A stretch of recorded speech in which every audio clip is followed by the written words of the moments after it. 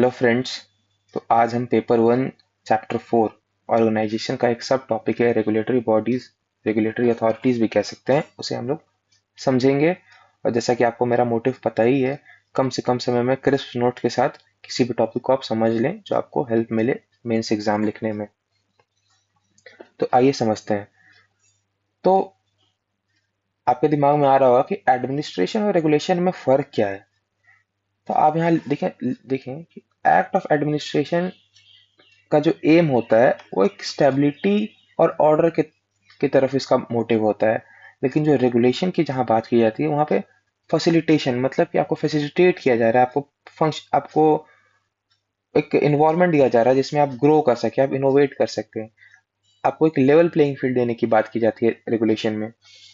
Regulatory bodies का evolution कैसे हुआ 1950s के समय, आप देखते हुए होंगे कि जो स्टेट है वो एक एडमिनिस्ट्रेटिव स्टेट, एक वेलफेयर स्टेट है। स्टेट का जो काम होता है from cradle to grave, state सारे काम करती है। और उस समय स्टेट जो है हैवी रेगुलेशन लगाती है। कोई भी काम अगर आपको बिजनेस करना है या कुछ बिजनेस को आपको एंड भी करना है तो बहुत सारे स्टेप्स रहते थे, बहुत कोर्सिव नेचर ऑफ स्टेप्स रहते थे। बहुत डिफिकल्ट रहता था कोई भी नई चीज को स्टार्ट करना या कुछ नया इनोवेट करना।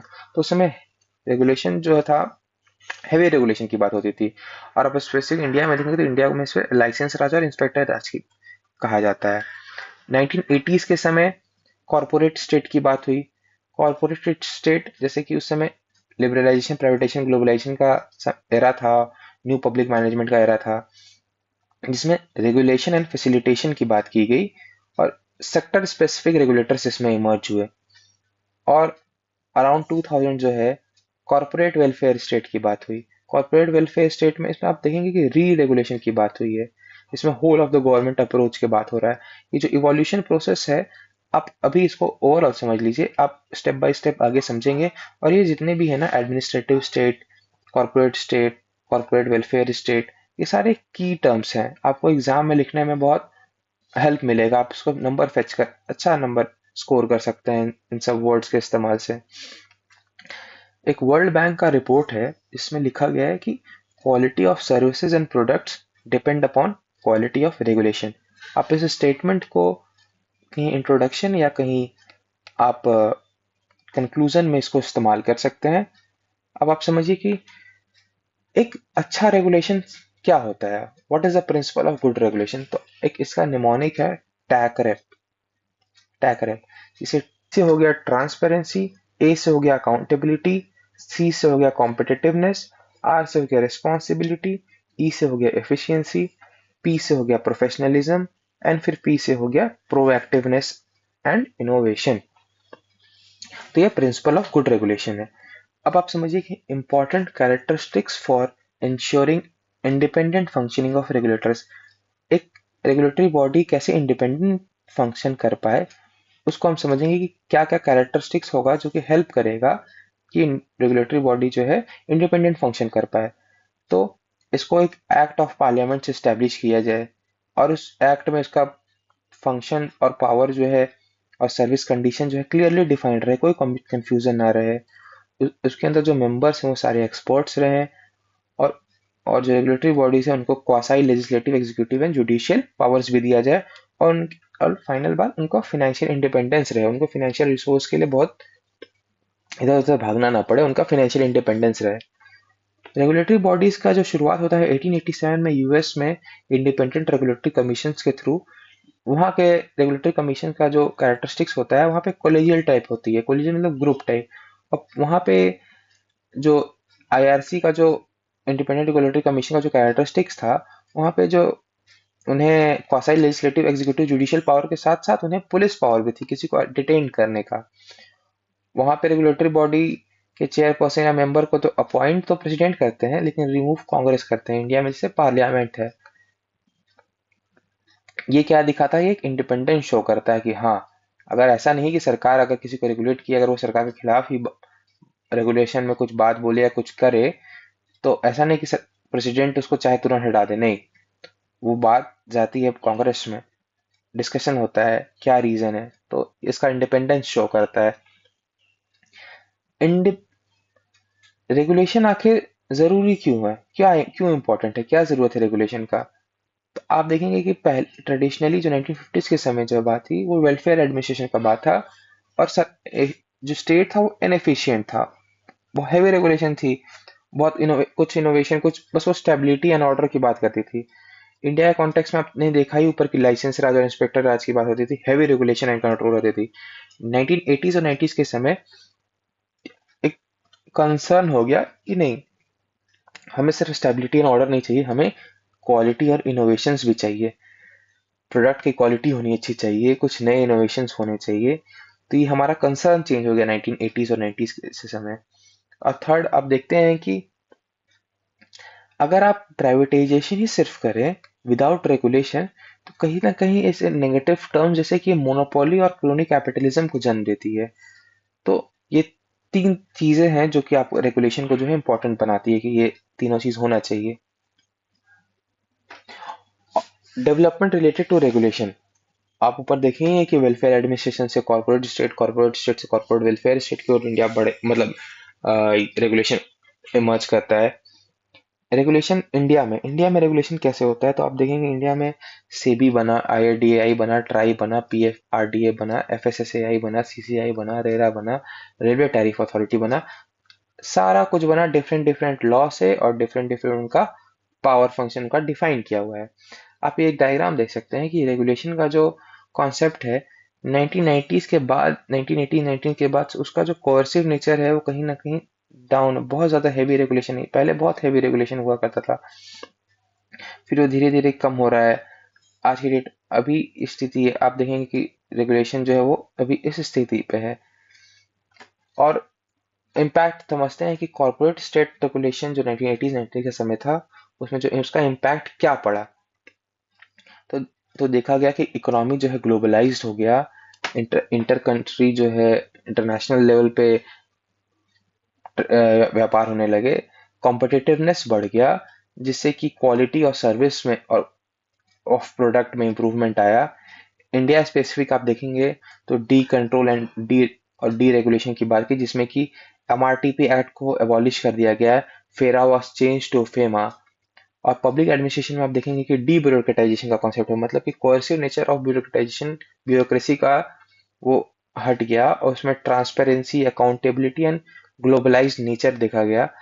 इंडिया में स्पेसिफिक इम्पैक्ट आप देखेंगे तो इंडिया का इकोनॉमी जो है कॉम्पिटिटिव हो गई, इंडिया कॉम्पिटिटिवनेस बढ़ गया, इनोवेशंस बढ़ गया, इनोवेशन जो आप इनोवेशन इंडेक्स में देखेंगे कि इंडिया का रैंक ऊपर गया है।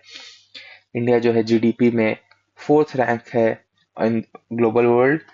इंडिया एक जो है अट्रैक्टिव डेस्टिनेशन बन गया फॉरेन इन्वेस्टमेंट्स के लिए और big public private partnership market के लिए। वर्ल्ड बैंक की एक रिपोर्ट आती है ईज ऑफ डूइंग बिजनेस, जिसमें कि इंडिया का जो रैंक 130 पे पहले हुआ करता था, फिर वो 63 पे जाकर रुका है, मतलब 130 से जाके 63 पे आया। क्यों, इंडिया में कुछ कुछ आप देखेंगे कि इनोवेशन हुए हैं, जैसे कि insolvency bankruptcy code, GST, goods and service tax, तो ये सारा चीज जो है इंडिया का ईज ऑफ डूइंग बिजनेस में रैंक इंडिया का ऊपर कर रहा है।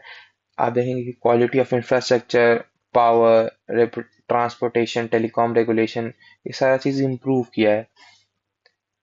ठीक है, अब आप इसका वीकनेस देख लेते हैं कि मार्केट रेगुलेशन का जो वीकनेस क्या है इसका क्रिटिसिज्म से।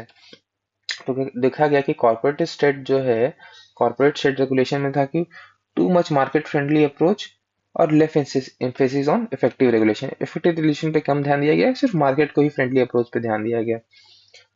ऑब्वियस सी बात है, वीक स्टेट हो गई इन कंपैरिजन टू मार्केट, जिससे कि एमएनसी जो थी मल्टीनेशनल कंपनीज को इफेक्टिवली रेगुलेट नहीं किया जा पा रहा था, जिससे कि क्रोनी कैपिटलिज्म का एक डायरेक्शन जा रहा था। और रेगुलेटरी कैप्चर, बड़े बड़े जो कंपनीज थे वो रेगुलेशन को ही कैप्चर कर लेते थे, सिस्टम को ही।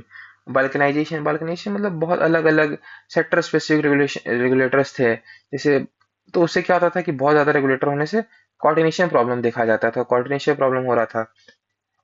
मशरूमिंग ऑफ रेगुलेटरी इंस्टीट्यूशन, मतलब बहुत सारे छोटे छोटे बहुत सारे मतलब रेगुलेटरी बॉडीज इमर्ज कर रहे थे अक्रॉस द वर्ल्ड। और मोनोपोली भी कहीं ना कहीं नहीं एलिमिनेट कर दिया करता देखा गया, क्योंकि आप देख सकते हैं यूएस में एक एग्जांपल है कि यूएस के जो बिग 5 आईटी कंपनीज है उनके खिलाफ एंटी ट्रस्ट इशू चला। इंडिया स्पेसिफिक में क्या क्रिटिसिज्म रहा कि इंडिया स्पेसिफिक में रहा कि देखा गया कि जो रिफॉर्म्स कमीशन जो थे, मतलब रिफॉर्म्स कमीशन ने जैसे एआरसी और एफएसएलआरसी और दामोदरन कमेटी ने एनालाइज किया कि क्या क्या क्रिटिसिजम्स हैं, क्या क्या दिक्कतें हैं। तो देखा गया कि रेगुलेटरी बॉडीज अभी भी बहुत इंडिपेंडेंट नहीं है, कहीं ना कहीं पॉलिटिकल इंटरफेरेंस रहता ही है। कोऑर्डिनेशन प्रॉब्लम है, जैसे कि आप देख सकते हैं कोऑर्डिनेशन प्रॉब्लम के कारण ही बहुत स्कैम्स हुए, जैसे S series scam, P series scam, ULIP conflict, Reliance Jio conflict. जैसे एस सीरीज स्कैम में Sharda scam, Sahara scam, Satyam scam, ये सब आप इसको नेट पे भी सर्च कर सकते हैं। तो ये जो क्लासिकल थ्योरी यहाँ लिखा हुआ है, ये चैप्टर नंबर 1 है, तो उसके आप मदद से आप एग्जाम में लिखने में मदद मदद आएगा कि क्लासिकल थ्योरी जो है बात करता है स्पेशलाइजेशन एंड कोऑर्डिनेशन का। ठीक है। फिर तीसरा जो था इशू था कि रेगुलेटरी बॉडीज में प्रोएक्टिवनेस नहीं थी, इनोवेशन के ऊपर कम ध्यान था, प्रोफेशनल कंडक्ट कम था। जैसे कि बीएन श्री कृष्णा जो है हेड ऑफ एफएसएलआरसी, उन्होंने कहा कि regulatory bodies behave like nawabs, still not non bureaucratic. फिर देखा गया कि रेगुलेटरी बॉटलनेक है, रेगुलेटरी बॉटलनेक मतलब टू मेनी ओल्ड लॉज था और इफेक्टिव नहीं था, प्रॉब्लम ऑफ एफिशिएंसी था, फिर प्रॉब्लम ऑफ डेमोक्रेटिक अकाउंटेबिलिटी था। ये सारा चीज है जो आप इश्यूज ऑफ इंडिया में लिख सकते हैं।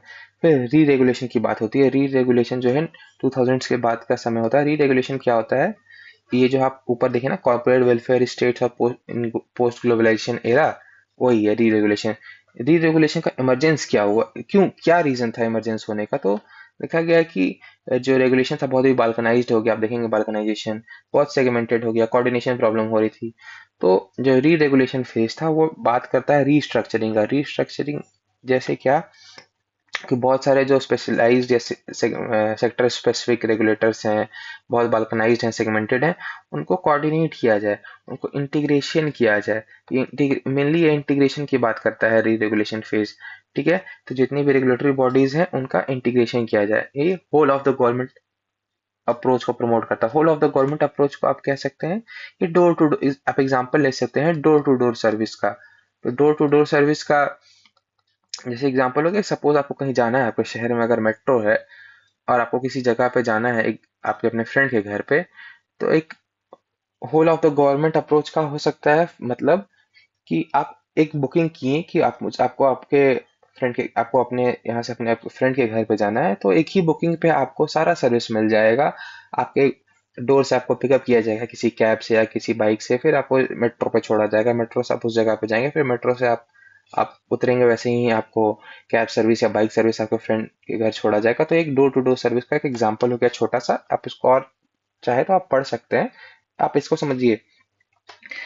फिर जो इंटीग्रेशन की जो बात हुई, इसका रिकमेंडेशन दिया गया था। जैसे कि एफएसएलआरसी ने रिकमेंड किया कि जितने भी 5 फाइनेंशियल सेक्टर रेगुलेटर्स हैं उनको मर्ज किया, जैसे कि एफएमसी और सेबी, आरबीआई, सबको मर्ज करने की बात की थी इसने। इसका इफेक्ट ये भी रहा कि जो एफएमसी था उसको सेबी से मर्ज कर दिया गया। एजुकेशन सेक्टर में रिकमेंडेशन रहा है कि एआईसीटीई को यूजीसी से मर्ज कर दिया जाए। नीति आयोग ने एक रिपोर्ट में अपना मोटर व्हीकल पॉलिसी में भी whole of the government approach की बात की है। ठीक है। तो री रेगुलेशन फेज जो है वो दो चीजों पे एम्फेसिस देता है, दो चीजों पे एम्फेसिस देता है। वो क्या है? पहला तो है इंटीग्रेशन एंड कोऑर्डिनेशन, ठीक है, based on whole of the government approach. और दूसरा है एफिशिएंट रेगुलेशन। एफिशिएंट रेगुलेशन मतलब कि जो स्टेट जो है, शुड बी स्टेट जो है स्ट्रांग इनफ, थोड़ा सा ताकतवर रहे, मतलब स्ट्रांग इनफ, इतना ताकत रहे कि वो मार्केट को रेगुलेट कर पाए। क्योंकि देखा गया है कि ये एक्सपीरियंस रहा कि 2007-8 में ग्लोबल इकोनॉमिक क्राइसिस हुआ, सब मार्केट पे छोड़ा हुआ था, यूएस बैंक फेलियर हुआ, एंटी ट्रस्ट इशू हुआ यूएस में। तो ये रेगुलेशन जो है ये बात करता है इस चीजों के बारे में। फिर आप देखेंगे कि इंडिया में रेगुलेटरी बॉडीज के रिफॉर्मेशन के बारे में क्या कहा गया, कैसे रिफॉर्म किया जाए। तो एआरसी सेकंड दामोदरन कमेटी और एफएसएलआरसी ने रेगुलेटरी इंस्टीट्यूशंस को इवैल्यूएट किया और उन्होंने फॉलोइंग रिकमेंडेशंस दिए। एआरसी ने रिकमेंड किया कि जितने भी रेगुलेटरी बॉडीज हैं उनके चेयरपर्सन या मेंबर्स हैं, उनके यूनिफॉर्म टेन्योर और सर्विस कंडीशन होने चाहिए, और उनके अपॉइंटमेंट में ट्रांसपेरेंसी होनी चाहिए। एफएसएलआरसी ने रिकमेंड किया कि यूनिफाइड रेगुलेटर होना चाहिए, नहीं बहुत ज्यादा रेगुलेटर होना चाहिए, सेक्टर स्पेसिफिक बहुत ज्यादा रेगुलेटर नहीं होना चाहिए, एक यूनिफाइड होना चाहिए जिससे कोऑर्डिनेशन प्रॉब्लम नहीं रहेगा। दामोदरन कमेटी ने रिकमेंड किया कि रेगुलेटरी इंपैक्ट असेसमेंट किया जाए रेगुलेटरी बॉडीज का थ्रू पार्लियामेंट्री स्टैंडिंग कमेटी। और अदर्स जैसे हैं कि ओईसीडी ने बात किया कि सिलेक्शन कमेटी बनाया जाए उनके अपॉइंटमेंट के लिए और उनके मेंबर्स और चेयरपर्सन के लिए, और जो उनका जो कोऑर्डिनेशन प्रॉब्लम है वो एक MP Follett Mary Parker Follett के जो प्रिंसिपल है कोऑर्डिनेशन का उसके तर्ज पे इसे कोऑर्डिनेशन की प्रॉब्लम को सॉल्व किया जाए। जैसे कि एक एग्जांपल भी है कोऑर्डिनेशन का, शाद जॉनसन मॉडल। उनको एडिकेट फाइनेंशियल रिसोर्स रहे रेगुलेटरी बॉडीज के पास और उनमें लीगल रिफॉर्म लाया जाए। इंडिया में कुछ रेगुलेटरी बॉडीज के पॉजिटिव और नेगेटिव जान लीजिए, जो आपको मे भी एग्जाम में आपका आए तो आप कहीं पर भी इसको लिखने में आपको मदद मिल सकती है। जैसे कि आरबीआई एक रेगुलेटरी बॉडी है जिसके पॉजिटिव में आप समझ सकते हैं कि उसने फाइनेंशियल इंक्लूजन को इंक्रीज किया और हमारा फाइनेंशियल स्टेबिलिटी इंडिया में आप देखते हैं कि उसको मेंटेन रखा है। और लेकिन नेगेटिव में आप देख सकते हैं कि उस आरबीआई के रहने के बावजूद भी बैंकिंग फेलियर्स और करप्शन जैसे चीजें देखे गए, जैसे कि पीएनबी स्कैम और यस बैंक में आप देखेंगे कि प्रॉब्लम है। सेबी का आप पॉजिटिव देख सकते हैं कि इसने इंडियन मार्केट को एक्सपैंड किया और कॉर्पोरेट गवर्नेंस को प्रमोट किया। और उसका नेगेटिव है कि सेबी के रहने के बावजूद भी इसने ये फेल रहा कॉर्पोरेट स्कैम्स को रोकने में, करप्शन को रोकने में, जैसे कि आप हिंडनबर्ग रिपोर्ट के बारे में सुनते हैं। और सेबी का एक क्रिटिसिज्म है कि रिएक्शनरी इन नेचर है। रिएक्शनरी मतलब कि प्रिवेंटिव स्टेप्स नहीं लेता है बहुत ज्यादा, कुछ हो जाता है तो उसके बाद ये काम करती है ज्यादा, तो एक रिएक्शनरी उसका नेचर है। TRAI telecom regulatory authority of India, इसका पॉजिटिव आप देख सकते हैं कि टेलीकॉम रेवोल्यूशन लाया इंडिया में। और इसका एक नेगेटिव है कि आप देखिएगा टीआरएआई और कंपटीशन कमीशन ऑफ इंडिया का कॉन्फ्लिक्ट है। पहले आप देखते होंगे कि टेलीकॉम सेक्शन में 6-1 प्लेयर करते थे, लेकिन आज की टीम में बस 2 और 3 ही प्लेयर बचे हुए हैं।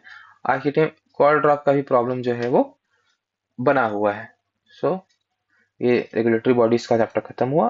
धन्यवाद।